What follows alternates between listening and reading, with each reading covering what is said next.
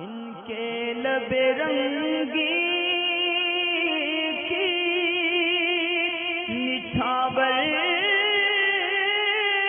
تھی کہ جس نے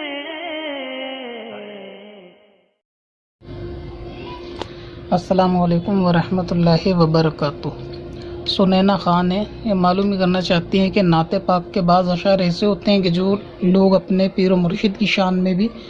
اس کو پڑھتے ہیں، جبکہ نعت پاک تو نبی کریم صلی اللہ تعالی علیہ وآلہ وسلم کے لیے ہوتی ہے، تو کیا ان کے اشعار کو کسی اور کے لیے یعنی غیر نبی کے لیے استعمال کرنا یا پڑھنا جائز ہے یا نہیں؟ اصل میں دیکھیں، نعت جو ہے وہ حضور علیہ السلام کی تعریف ہے، اور یہ ڈیپینڈ کرتا ہے کہ جب یعنی اس کا موقع محل کیا ہے، اس کو پڑھنے کی کنڈیشن کیا ہے یا اس وقت کے حالات کیا ہیں۔ اگر کوئی ایسا شعر ہے کہ جس کے اندر کسی فرد کی تعریف ہے اور وہ خصوصیت نبی کے لیے نہیں ہے، یعنی خاص وہ فضائل نبی کے لیے نہیں ہے بلکہ وہ دوسروں مسلمان کے لیے بھی ہو سکتے ہیں، کسی نیک انسان کے لیے، ولی کے لیے بھی ہو سکتے ہیں، تو پھر اس کو جو ہے اگر اس شعر کو کسی غیر نبی کے لیے پڑھا جائے گا تو وہ اس میں پڑھنے میں کوئی کراہت نہیں ہے۔ کچھ شعر ایسے جنرلی یا کامن ہوتے ہیں کہ جو پڑھ دیے جاتے ہیں نبی کے لیے بھی اور ولی کے لیے بھی، تو اس میں کراہت نہیں ہوتی۔ ہاں، اگر ایسا ہے کہ نعت وغیرہ پڑھی جا رہی ہے اور اس کے اندر کوئی شعر ایسا ہے کہ جس کا تعلق خاص جو ہے وہ نبیوں کے منصب کے لیے ہی ہے، یعنی نبوت کے منصب کے لیے ہی ہے، تو اس کو غیر نبی پر پڑھنا یہ درست نہیں ہے۔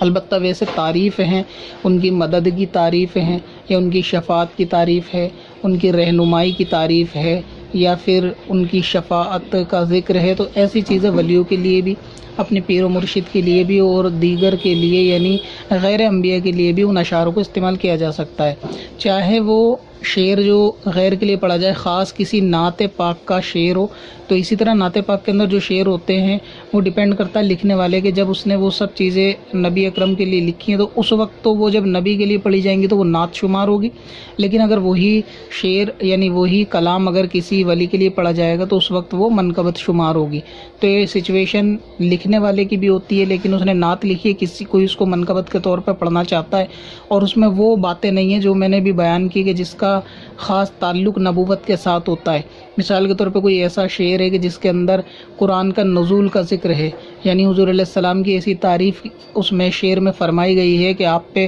قرآن نازل ہوا، اس شعر میں یہ ذکر ہے، تو اب ظاہر ہے کہ یہ شعر کسی ولی کے لیے نہیں پڑھ سکتے کہ آپ کے اوپر قرآن نازل ہوا، تو یہ خاص ہو گیا حضور علیہ السلام کے لیے۔ اسی طرح کوئی ایسا خاص کام کہ جو صرف نبی کی خصوصیت ہے اس کو ولی پہ نہیں لایا جا سکتا، اور کوئی ایسا کومن کام، جنرل کام کہ جو دونوں کے لیے استعمال ہو سکتا ہے تو وہ ہو سکتا ہے، جیسے حشر میں مدد کرنے کا تعلق اگر کسی شعر میں ہے تو وہ اپنے پیر و مرشد سے بھی آس لگائی جا سکتی ہے، نیک لوگوں سے بھی، اور اسی طریقے سے ولیوں سے بھی۔ اسی طریقے سے گناہوں کو بخشوانا یا پھر اپنی مرادیں پوری کروانا یا ان کو مددگار ہونے کے ناطے ان کی تعریف کرنا،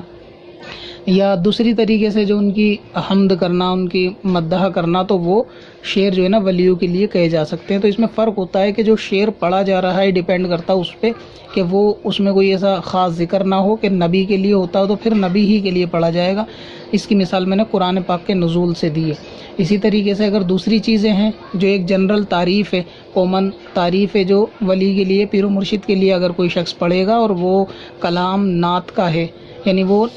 نعت کے کلام کا شعر ہے اور وہ کوئی ولی کے لیے اپنے پیر و مرشد کے لیے بولے تو اس میں کوئی حرج نہیں ہے، وہ اس کو پڑھ سکتا ہے، بول سکتا ہے۔ پتھر میں حسن لالے